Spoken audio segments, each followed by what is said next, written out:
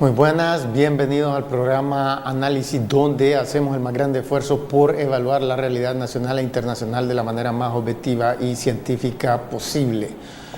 Hoy queríamos hablar de un tema filosófico, el tema del sentido de la vida.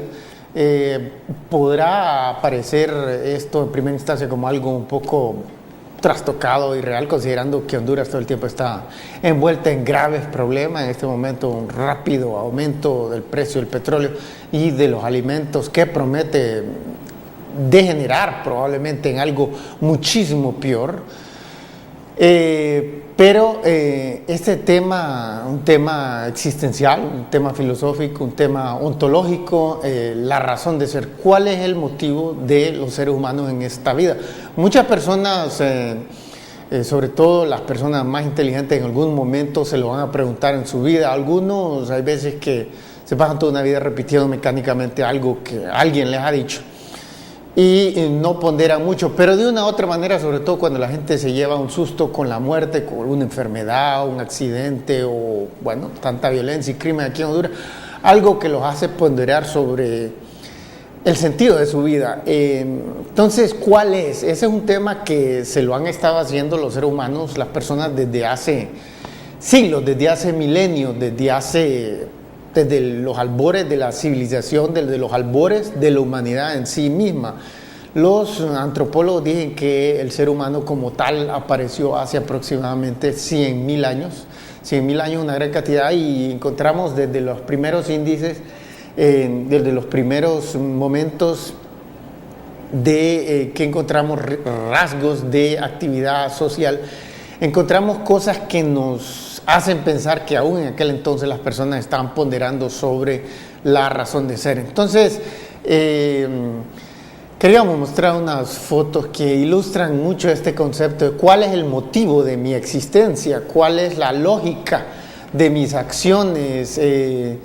Pasemos estas fotos y uno usualmente cuando ve en una noche estrellada el universo, uno tiene la percepción que es una vasta cantidad de espacio físico y uno a veces lo hace meditar sobre cuál es el sentido de la vida. Es decir, estoy haciendo lo correcto, correteando, por ejemplo, únicamente el placer, las mujeres o la familia o qué sé yo, el dinero.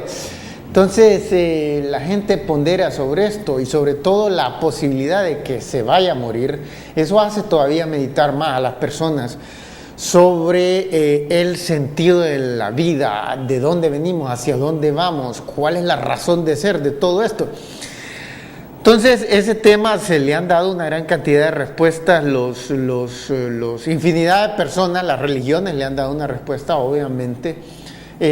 Prácticamente todas las religiones coinciden con ese punto, pero los más brillantes pensadores desde la antigüedad, por ejemplo, desde la antigüedad griega, hace 2400 años, por ejemplo, se preguntaban sobre este tema de personas como los primeros filósofos en la antigüedad griega, en la Atenas esa es una pintura de Paul Gauguin, el famoso postimpresionista francés, una pintura que habla precisamente sobre lo que él miraba como el sentido de la vida, la preocupación que la gente tiene, pero miramos, esta es más que todo la visión religiosa, sería tratar de cumplir con todas las reglas de Dios, amar a Dios para llegar al cielo y poder gozar de la felicidad eterna en el cielo. Pero aquí vemos a Sócrates, al famoso Sócrates, que vivió hace como 2450 años en la antigua Atenas, y estos son dos de sus seguidores, Platón y Aristóteles, y ellos regresemos al estudio, y ellos tenían una visión más o menos similar. Estos tres pensadores, grandes pensadores griegos, regresemos al estudio, por favor. Teníamos una visión bastante similar sobre la razón de ser. Para ellos el sentido de la vida era acumular la mayor cantidad de conocimientos, porque acumulando la mayor cantidad de conocimientos la gente se volvía buena. Lo cual las estadísticas, miren qué gente más inteligente, hace 2400, 2000 y pico de años, 2500 años, esta gente estaba pensando eso, y las estadísticas hoy día muestran que todos los países del mundo, las personas que más estudian son las que menos cometen crímenes, las que menos cometen actos inmorales también, como por ejemplo la promiscuidad, el adulterio, etcétera. El consumo de drogas, por ejemplo. Entonces miramos que efectivamente los científicos son las personas más abstemias del crimen y de otras actividades asociales. Esto lo decían hace 2400 años las personas más inteligentes del mundo en aquel entonces, que hoy todavía recogemos en nuestros libros de filosofía. Pero es esa la respuesta. Bueno, hay algo de lógico en eso, pero aún así sabemos que aún las personas más estudiadas del mundo sufren enormemente de infinidad de problemas, empezando con enfermedades que no se pueden curar, etcétera, la presión constante siempre de la muerte, como decía un filósofo danés del siglo XIX, Søren Kierkegaard, cada día que pasa es un día más cerca de la muerte. Un pensamiento bastante negro, pero muy cierto. Entonces, ¿cuál es el sentido de la vida? ¿Somos simplemente seres que nacen, crecen, se reproducen y mueren, o somos algo más? Pero sobre todo hoy día, queremos mostrar las fotos que seguían después de esta. Hoy día, ese concepto del sentido de la vida le han dado un nuevo vuelco los científicos, biólogos, cosmólogos, físicos, como Stephen Hawking de la Universidad de Cambridge hasta el año pasado, por 30 años, dio clases en la Universidad de Cambridge y ahora sigue en la universidad, pero en otras actividades más filosóficas sobre el sentido de la ciencia y de la vida, o el que sigue Richard Dawkins, que es también un profesor de la Universidad de Oxford, las dos mejores de Europa. Entonces, regresemos al estudio. Estos hombres le han dado un nuevo enfoque y han utilizado los nuevos conocimientos de la ciencia, conocimientos en física, conocimientos como por ejemplo la teoría de la gran explosión, Big Bang Theory, o las teorías sobre la genética, la evolución, sobre lo que está revelando estos nuevos campos de la biotecnología, y también la psicología social, hay metido menos ahí. El punto es que si miramos la historia de la humanidad y miramos también el desarrollo del mundo de la biología, de la zoología, miramos que todos los seres en este planeta, incluyendo nosotros, tenemos un objetivo fundamental, y el objetivo es mantenernos con vida. Esa es la primera. Como dicen los psicólogos sociales, el terror de la muerte que era algo similar a lo que decía el danés que mencionamos, el filósofo danés Kierkegaard. Ese temor persistente de la muerte que dicen los psicólogos es la preocupación número uno del ser humano. No hay nada que lo concentre más que la muerte, que el temor a la muerte. Entonces, ¿cómo evitamos a la muerte? ¿Se puede evitar la muerte? ¿Qué tanto se puede vivir? Bueno, tenemos unas estadísticas sobre longevidad, que hemos visto la evolución de la historia de la humanidad, y queremos mostrar esas estadísticas, y ahí miramos el mundo en su conjunto, y es la media de vida del mundo en su conjunto. Hace 10.000 años, dicen los antropólogos obviamente en ese entonces no se podía hacer encuestas como se hacen hoy día para ver la media de vida de un país como Japón, los Estados Unidos o incluso Honduras, pero los antropólogos, ellos pueden medir con bastante precisión la vejez de osamentas, de huesos humanos de hace mucho tiempo. Entonces, por ejemplo, hace 10.000 años, ellos estiman que la media de todos esos huesos vivían en promedio como 14 años, unos más, otros menos, pero en promedio. ¿Por qué? Porque no había absolutamente ninguna tecnología.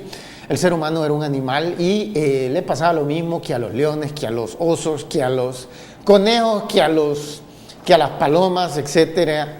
A todos los animales entonces seguían un curso natural y estaban expuestos a lo que la naturaleza les suministrase o no les suministrase.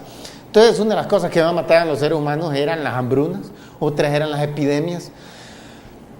Y así miramos que, por ejemplo, para el siglo cero, o sea, el año en que nació Jesucristo, la media de vida apenas había avanzado un poquito a 16 años. Avanzamos 1800 años después y apenas había avanzado 4 años. Y después en el siglo XIX ya avanzó un poco más y en el siglo XX avanzó mucho más todavía. Es la media del siglo XX, o sea, como si decimos, agarramos la media en el año 1950. Y hoy ya miramos en el 2009, es más alta, y en los países ricos hoy día es 83 años. Entonces sabemos que no es inmutable, que eso puede cambiar, que eso no es una cosa fija, que no es algo dictaminado, por ejemplo, por un ser superior. Y dice, los seres humanos van a estar siempre expuestos a epidemias, a enfermedades. No, sabemos que con ciencia y tecnología las podemos vencer. ¿Qué es lo que hace avanzar la ciencia y la tecnología lo más rápido posible? Eso lo vamos a discutir después de esta pausa comercial, porque en este momento tenemos que hacer una pausa comercial. Pero antes de irnos a esa pausa, los queremos incitarnos a seguirnos en nuestra página de Facebook, Carlos Avillón, donde pueden ver este y otros videos con más detenimiento, porque arrojamos una gigantesca cantidad de información y a veces es difícil retener toda la información de un solo golpe. Así que no se van a ir, que en unos escasos minutos vamos a regresar con más información, con algo sorprendente, los va a dejar realmente estupefactos sobre lo que vamos a lograr hacer pronto en este país y en otras regiones del mundo, si seguimos el camino de la razón. Pero primero queremos llegar a saber cuál es el sentido de la vida, algo que nunca nadie ha podido dar una respuesta coherente, pero hoy le vamos a dar una respuesta coherente, lógica, sistemática, consistente, que se imbrica de manera congruente con todos los datos de la ciencia. Así que por favor no se vayan, que por primera vez les vamos a dar una dirección clara sobre cuál es el sentido de cada uno de todos los hondureños y las hondureñas. Ya regresamos.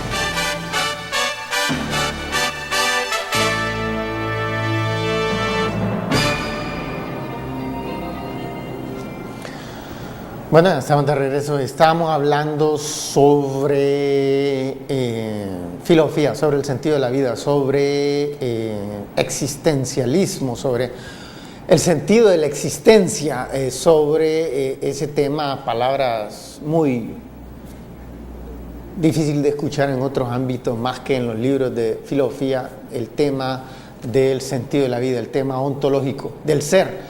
Y aquí que tenemos una respuesta muy coherente, más coherente que cualquier otra, que coincide con la infinidad de datos, porque los científicos que les mostramos hace unos momentos, que son los más brillantes, como Richard Dawkins de la Universidad de Oxford y Stephen Hawking de la Universidad de Cambridge, esta gente no tiene la visión de conjunto, porque ellos solo son, por ejemplo, uno es biólogo y el otro es físico, especializado en el área de la cosmología, que es un campo de la física.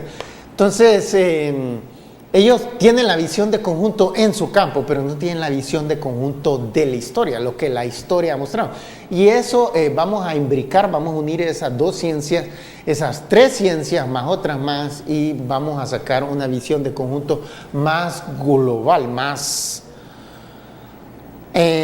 globalizante, más avasalladora. Entonces, lo que miramos las cifras de media de vida que la historia, que la antropología, que la historia, que estas áreas nos han brindado, nos dicen que el ser humano hasta el momento no ha encontrado un límite. Constantemente está empujando el límite de vencer su objetivo fundamental. Su objetivo fundamental, el ser humano tiene dos objetivos. Ese es el sentido de la vida. Dos. Uno es, el primero es mantenerse en vida.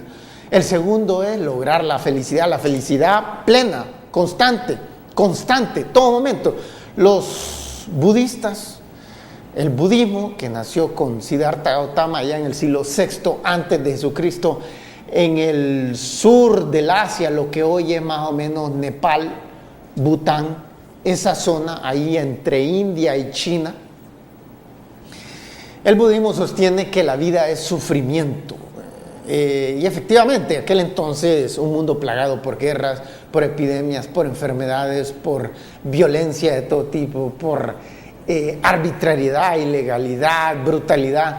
La vida era como a 99% sufrimiento. Hoy día, sobre todo en los países más desarrollados del mundo, ya no es así, pero aún así es tal vez como a 50, 40% en el mejor de los casos sufrimiento. Y nadie quiere pasar ni siquiera un minuto de sufrimiento porque es angustioso, es agobiante. Nadie quiere pasar. Entonces, ¿cómo logramos? Uno, pero ese es el secundario. El primero es mantenerse en vida, porque estamos muertos, no podemos ser felices.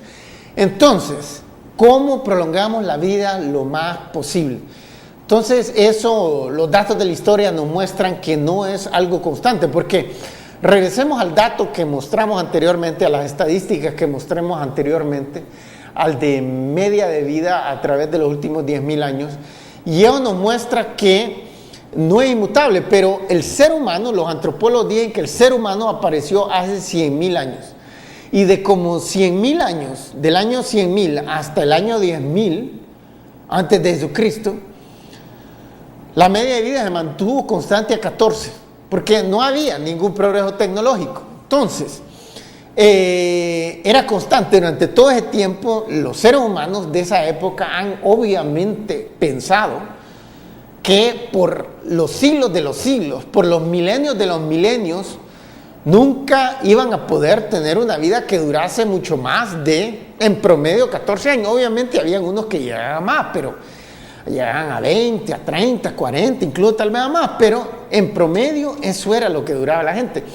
Entonces la gente de esa época de haber creado tantos milenios, pensó que nunca iba a avanzar, pero miramos lo que la historia nos muestra y nos muestra que ha avanzado enormemente, pasar de 14 a 83 es un aumento como de 9 veces superior, es 8, 9 veces superior, es sumamente grande. Entonces, ese es el límite, 83, pues claro que no. Si logramos hacer todo avance, y sobre todo cuando miramos que la mayoría de los avances se hicieron en los últimos 2 siglos, entonces está claro que no es algo que avanza lentamente. ¿Depende de qué? De la velocidad a la que se hagan descubrimientos tecnológicos, descubrimientos científicos. ¿Por qué? Porque obviamente el descubrimiento científico es el que inventó las vacunas contra la polio, contra la tuberculosis, contra la viruela, contra esto, contra el otro. Y obviamente quiere decir que un día vamos a poder tener una vacuna contra el cáncer, contra el Parkinson, contra el Alzheimer, contra la artritis, contra los problemas cardíacos. Vamos a tener una vacuna contra todo, y entonces todas esas cosas que son lo que matan a la gente llegado a los 70, a los 80, a los 90, no va a existir. Quiere decir que vamos a empujar la vida todavía más. Pero ¿cuánto más la podemos impulsar? Bueno, mostremos la próxima estadística. Queremos enfatizar este tema. La velocidad a la que aumenta la media de vida depende de la tasa de crecimiento, porque a través de la historia la ciencia ha avanzado en la medida en que la economía creció rápido. Si la economía crece rápido, entonces la ciencia avanza rápido. Si avanza lento, entonces la ciencia por siglos, hasta el siglo XIX, hasta el siglo XVIII, la economía en todos los países del mundo avanzó a una velocidad raquítica. Yo les he dicho 1000 veces que Honduras en los últimos 30 años tuvo una tasa de crecimiento de 3% anual, y Honduras necesita un mínimo de 8% anual para que a toda la población le vaya bien y sienta que de un año a otro las cosas mejoran, de empleo baja, los salarios aumentan. Pero a través de la historia miramos que la tecnología también avanza en paridad, en paralelo, sombreando, a expensas de la velocidad a la que aumenta la economía. Entonces, Por ejemplo, en el siglo XIX, por primera vez, varios países, sobre todo de Europa Occidental, de Norteamérica e incluso Japón, Australia, vieron tasas de crecimiento antes, hasta el siglo XVIII, eran de 0.3, 0.4, 0.5% anual. Así se la pasaban todos los países. Países como Honduras crecía 0.1 en ese entonces. Pero a partir del siglo XIX, ciertos países como los de Norteamérica, Europa Occidental y Japón comenzaron a tener tasas de crecimiento, sobre todo a final del siglo XIX, de ya 3%, 4, 5, 7, incluso hasta 8%. Entonces lo que se creía imposible se volvió posible y se hicieron toneladas de descubrimientos a diestra y siniestra, sobre todo en esos países que crecieron rápido. Ahí estuvo concentrada todos los descubrimientos científicos. Europa Occidental del Norte, Estados Unidos, Canadá. Allí estuvieron concentrados casi todos los descubrimientos, porque allí fue donde la economía creció muchísimo más rápido que el resto del mundo. Entonces sabemos que lo que hace avanzar la ciencia es la tasa de crecimiento. O sea que si queremos avanzar la ciencia a una velocidad muchísimo más rápido que la actual en Honduras y en el mundo entero, lo que tenemos que acelerar es la tasa de crecimiento económico. Bueno, regresemos al estudio. ¿Qué tanto se puede acelerar esa tasa de crecimiento? ¿Qué tanto se puede? Es la gran incógnita. La economía no la sabe, pero lo que sabemos de los datos que se han compilado, datos presentados muy organizadamente, muy claramente, por instituciones que se dedican exclusivamente a eso, como el Banco Mundial y también los ministerios de cada país que compilan los datos y los recogen, y algunos países lo hacen de una manera muy profesional, muy seria, muy correcta, muy científica, en otros menos. Pero el punto es que tenemos organizaciones, tenemos universidades de las mejores del mundo que compilan estos datos y nos han dicho que es posible tener tasas de crecimiento de 30% anual por hasta un periodo de 10 años.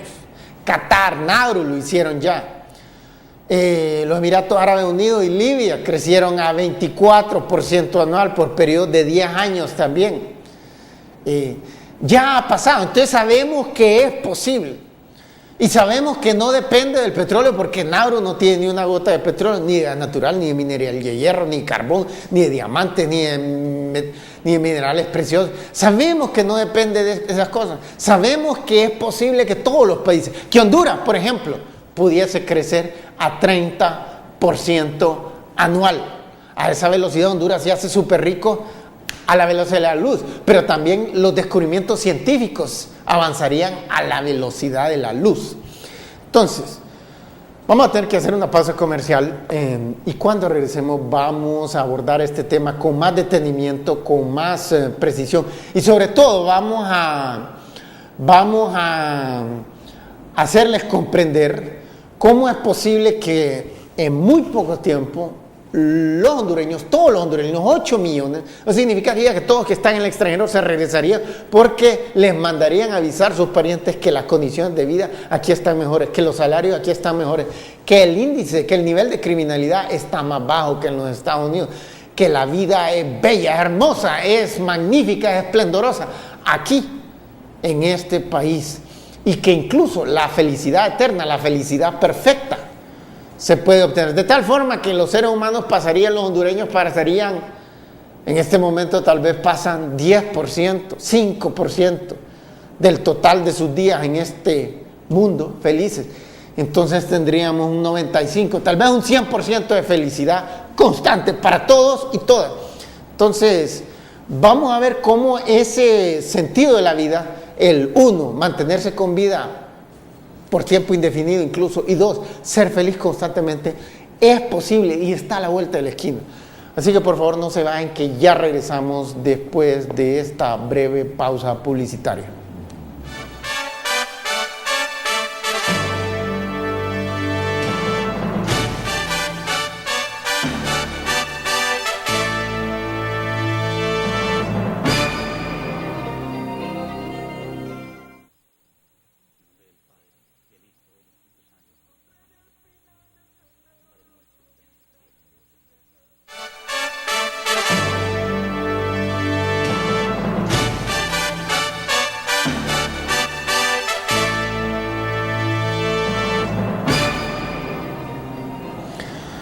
Bueno, estamos de regreso y estábamos hablando sobre el sentido de la vida. ¿Cuál es el sentido de la vida? El objetivo 2, eso es, 2. El primero es mantenerse con vida la mayor cantidad de tiempo. ¿Cuánto tiempo nos podemos mantener con vida?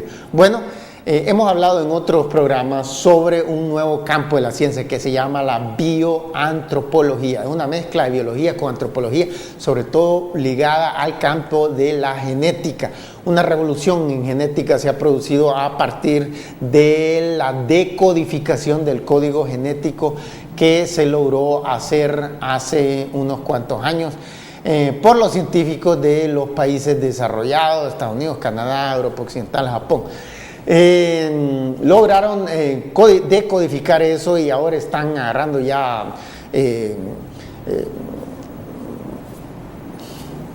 gen por gen para explicar qué consiste en cada uno de ellos, a qué actividad está ligada, a qué enfermedades están ligadas.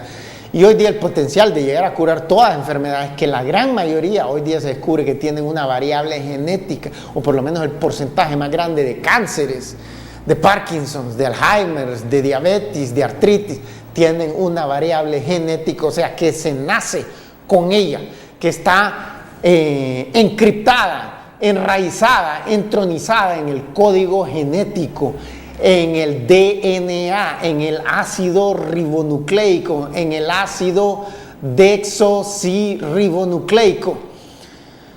Un día pronto, dicen los científicos, lo vamos a poder cambiar, manipular. ¿Para qué? Aquellas personas que nacieron con una predisposición para desarrollar cáncer a la edad de 5 años, o a 20, o a 40, o a 60, o a 80, que a un 80, la gente de 80 no quiere tener cáncer. Entonces se va a reestructurar el código genético para que la gente no padezca ninguna enfermedad nunca. Entonces, el campo de la bioantropología, la gente más brillante de la Universidad de Cambridge, de Harvard, de Berkeley, de tantas otras universidades, ¿qué nos dicen? Nos dicen que ellos avisoran en un relativo futuro próximo que se va a encontrar el gen que hace posible el proceso de envejecimiento y que se va a revertir el proceso, se va a manipular para revertir,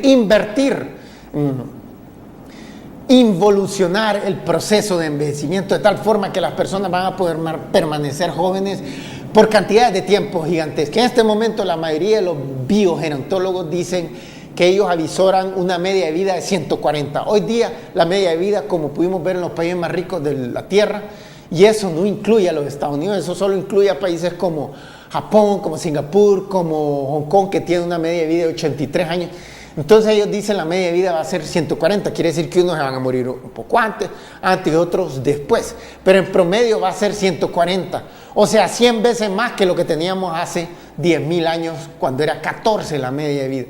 Entonces ellos están 100% y ellos son las personas más conocedoras, las más brillantes, las más inteligentes del planeta entero, los que más saben en ese campo. Nadie les puede venir a discutir, son fantasmagorías, son tonterías.